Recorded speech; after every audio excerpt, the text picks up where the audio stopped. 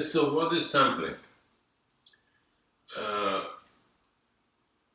Well, I have prepared something for you which I will post, but this is like the beginning of what we know as statistics. So, I mean, not no, I mean the beginning of that. So let's see.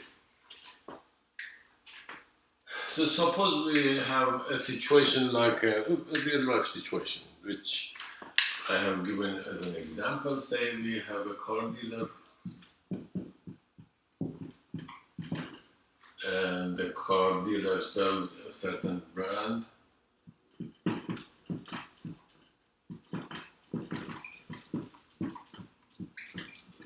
And the brand has 3 configurations. Well, usually you have like A, L, X, E, X, and I have seen that in many brands, these 2 usually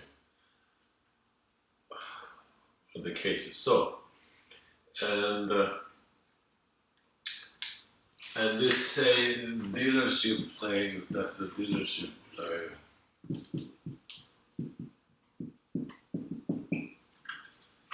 there are some people who, salespeople,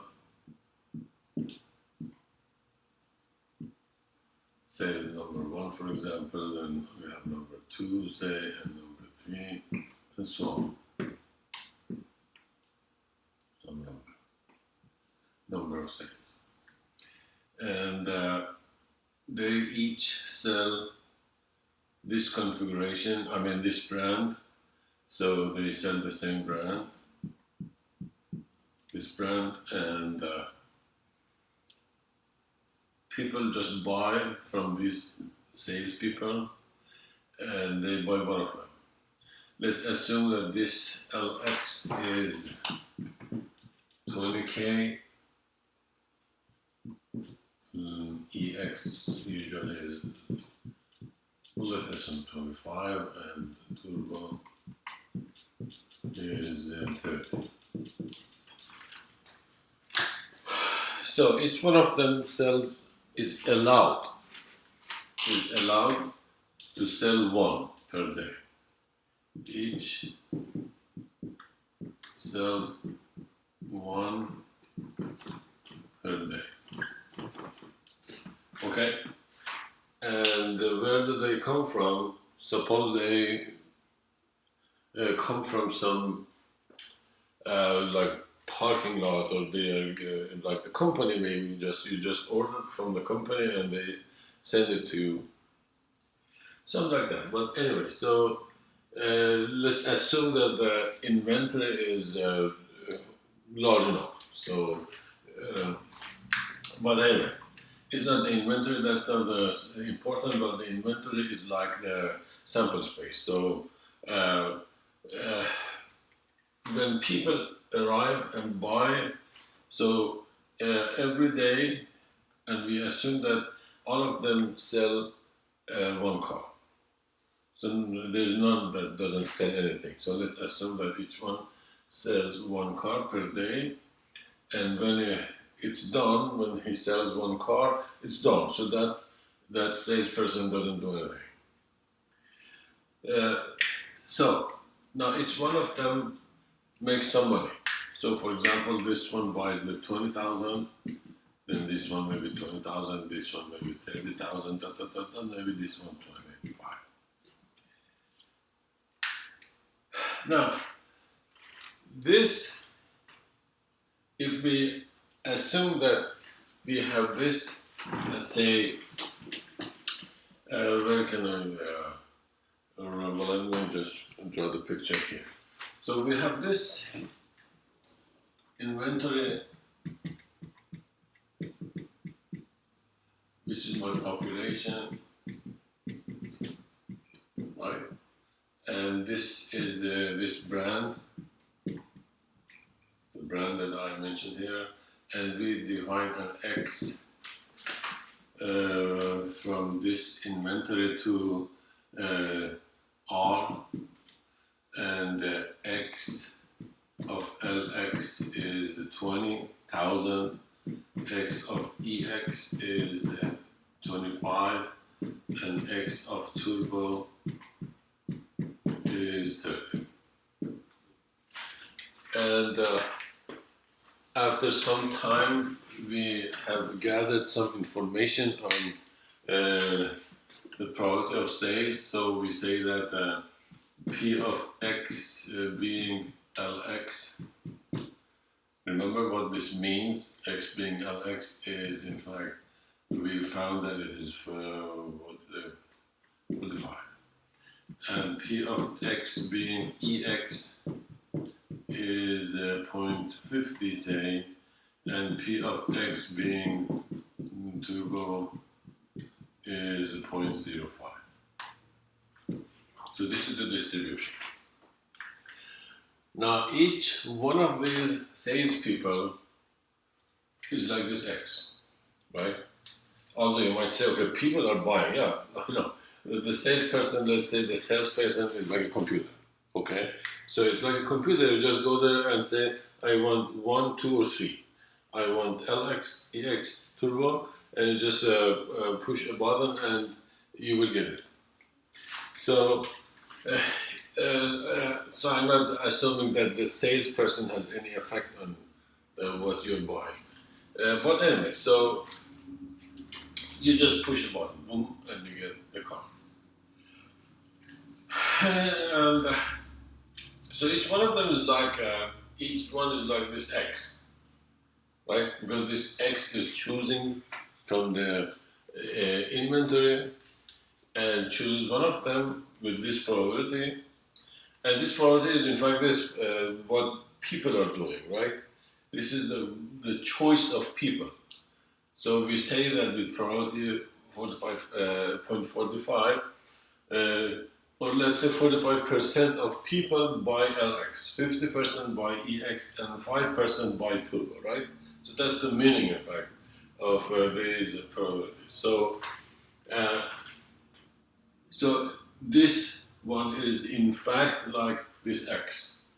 So this computer here, let's say computer, is in fact this X. And this one is again this X. So all of them are in fact like a copy of that X. If I say these are computers, then I can say it's like you have copied a program on each one of them. So they have the same program copied on, and that program acts like this. So you just push a button and the program says, okay, you now have this Lx, for example. So you chose Lx and you can have it in 2 days, something like that. So, so each one of them has the same program, or is programmed the same way. It means that they're in a sense identical.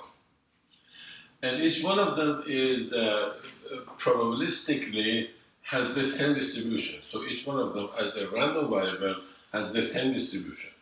So it's like I have copied this X as like a computer program in each one of those computers. So this X is copied here.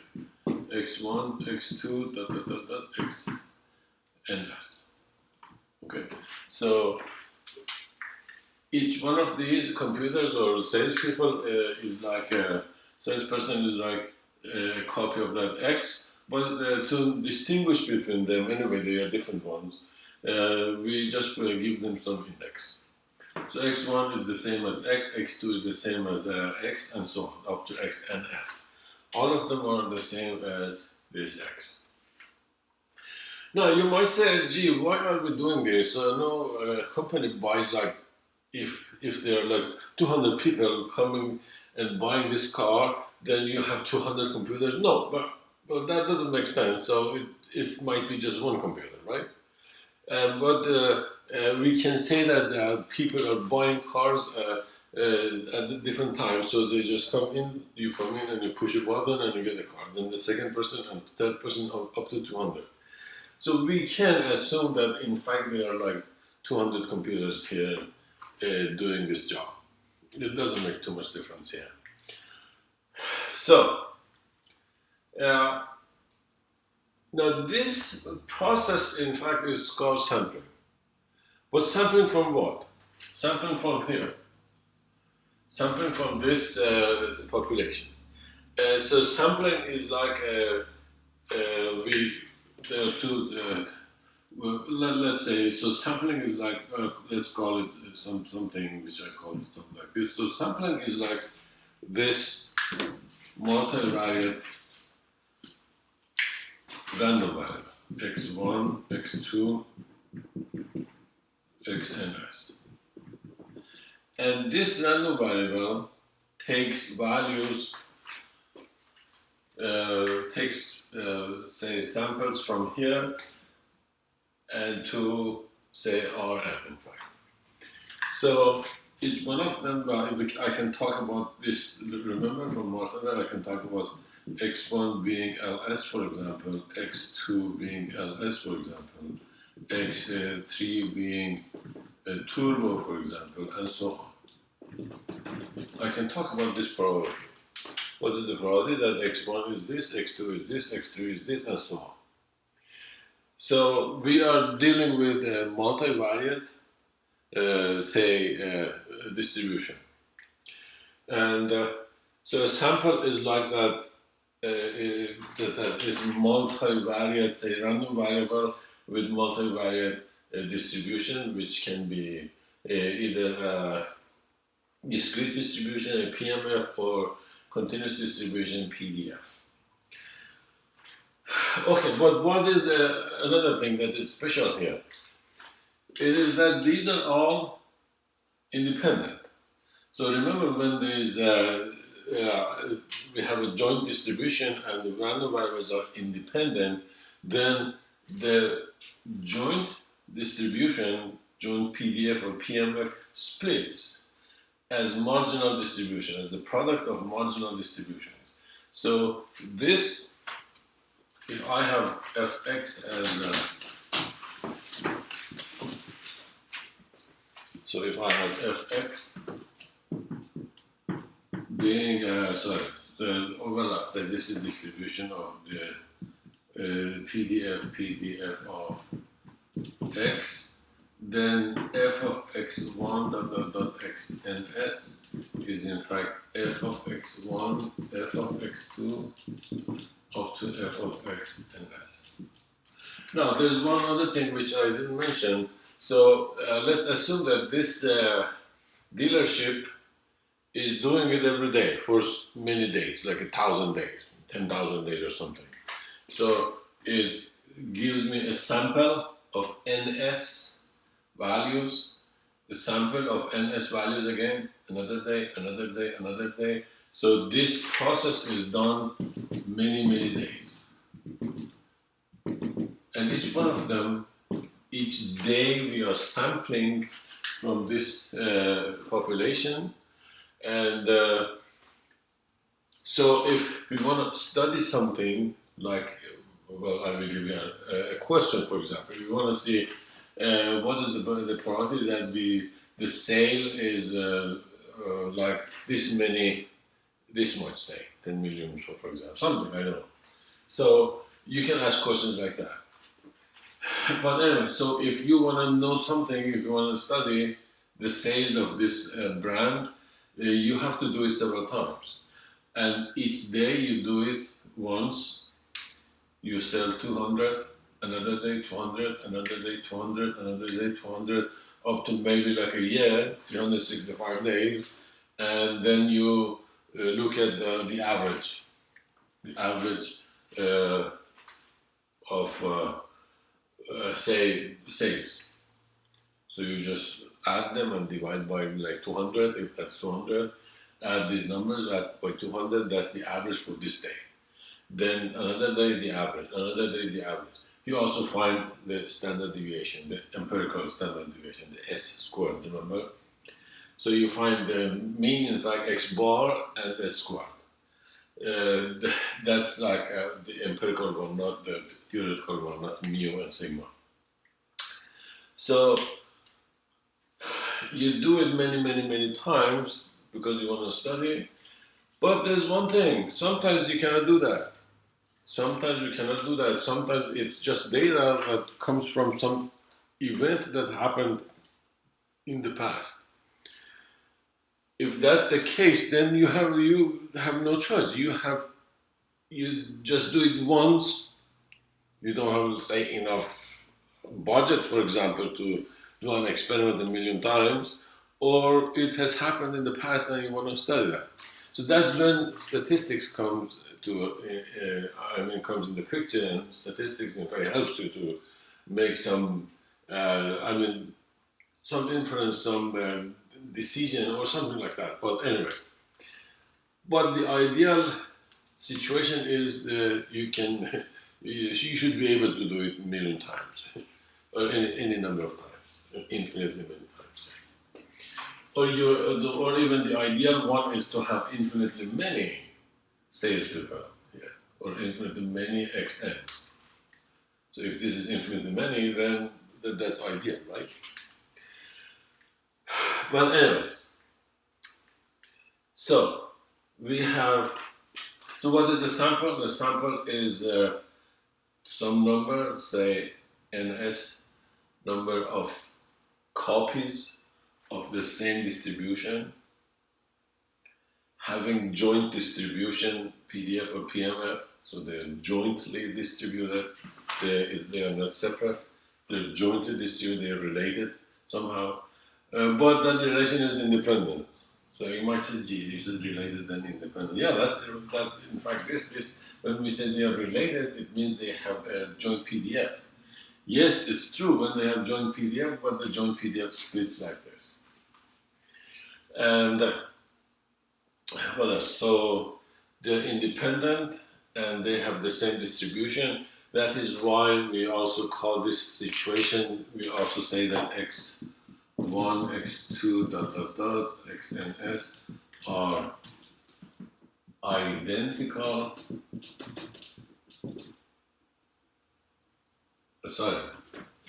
First we say independent, not identical. Independent and identically distributed. We say independent, dependent, and identically distributed. So in the literature, this is called IID. So if you see IID somewhere, that means you have a sample. So when it says x1 of the blah blah or IID, it means that you have a sample. So sample, in fact, is a joint PD with a joint PMF or PDF that in this situation, when they're IID, the PDF splits as product of some, the same function, except it has different, say, variable. Okay, so that is sampling. Now, with respect to this, we can ask lots of questions. But one thing is this. So let me erase this and give you some idea of what is going on here.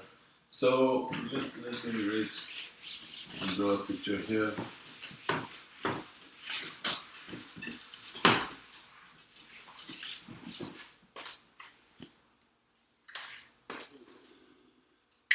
So I have, say, day 1, for example, day 2, day n, right? So I have data here, x1 xns, and then I have 1 over ns, sigma xi, I from 1 to ns. What is this? This is called x bar. X bar of day 1. So here I have x1 again up to xns, and that is the same thing, that is x bar of day 2. This is day. And I have x bar of day n. So each day I gather data and I find the average, and so I have averages like this here.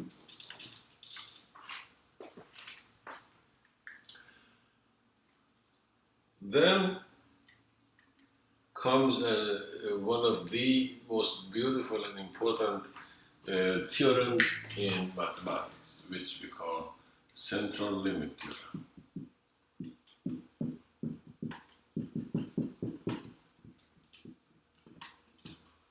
Central limit theorem, I abbreviated that as CLT, usually it is called CLT, and that tells me that the distribution of that x bar somehow is related to normal distribution. So if I define Zn to be my x bar n minus, say, mu over sigma over square root of n. Now, what is this? I will tell you what the m and the mu is in fact the mu of the population. Okay, so that is mu of the population, and the sigma is for the population. So this in fact is as n goes to infinity, I have enough, then it becomes normal. So if the sample size is large, gets larger and larger and larger, and I do it many times, enough times, then, and I gather data, then this becomes a normal distribution. This approaches normal distribution. And it's interesting that the distribution of x doesn't come into this picture. The distribution of x does not come into the picture. Now, let me tell you where this comes from. First of all, well, you might say, gee, you have x bar n written here as a random variable. Yeah, I have, that's how this happens, right? What is x bar n? Or x bar I, or whatever. So x bar, it's not just this n. Let me write m so you don't say it is the last one, no. I mean, this m is not necessarily this one. I mean the number of times that, this is this one in fact, not this one. Sorry, yeah. This is the number of samples that you have here, not the number of days. Yeah, this is better to write it m rather than n, so don't confuse with the other one. So this is in fact this, the ns, this number. So let's see. So what do we have here? We have x1 up to something, and the x and s. Now, when we add them, and we find each one of them is a random variable. Each one is a random variable. So when you add them, the sum of them is a random variable, right? And not just the sum is a random variable. If I divide the random variable by any number, that's also a random variable, right? I'm not changing the randomness. So x bar, which is the average of this, is in fact a random variable, right? X bar is a random variable. Now, and we are saying that this random variable, that x bar, in fact, is normally distributed when the sample size gets large and large and large and large enough, say. Now, where does this mu come from? So let's find, if I have some, say, random variables, say.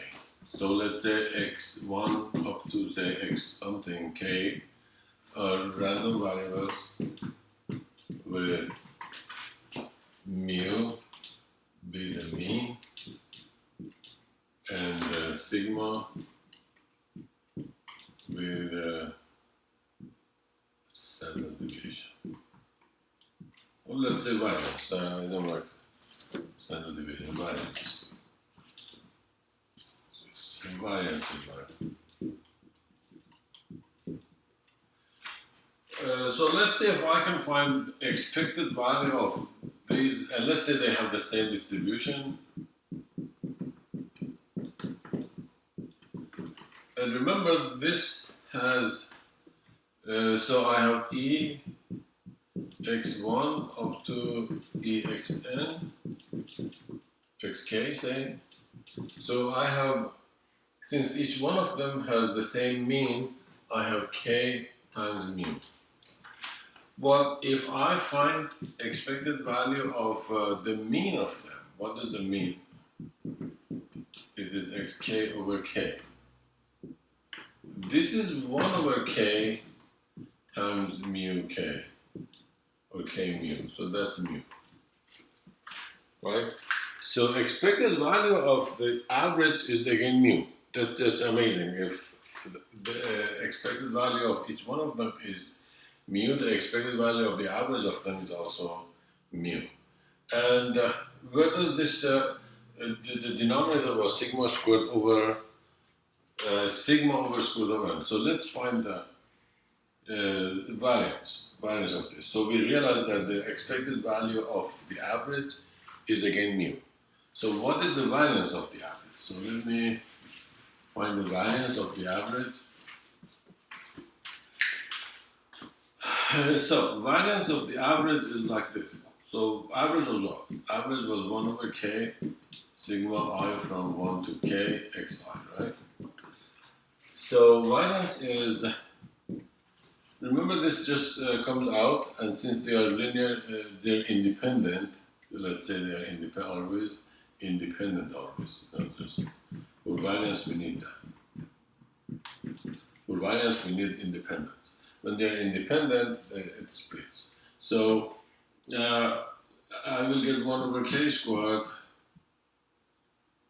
times what? Times variance of each one. Xi, and I need the sigma. I need sigma.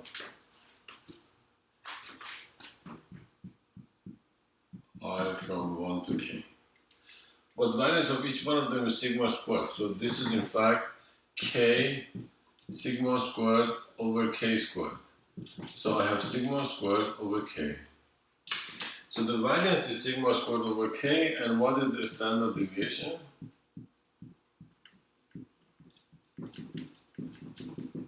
Standard deviation of this mean, the standard deviation of mean will be square root of that, which is sigma over square root of k.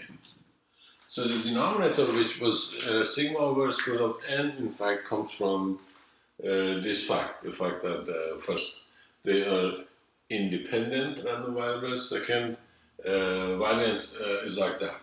The variance acts like that on sum of random variables. So,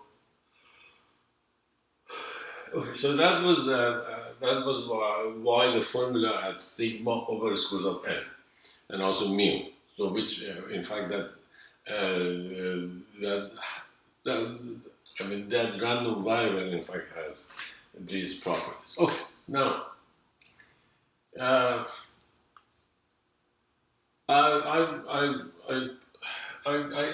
guess I should stop here because I wanted to give you examples, but there's not much time left today to give you examples, and I will write. I have written those examples in the notes, and I strongly recommend you reading those notes. It's not finished yet, and hopefully finish it maybe by this weekend and post it for you to read and enjoy. Okay, so that was the CLT and the story of sampling. So let me stop listening and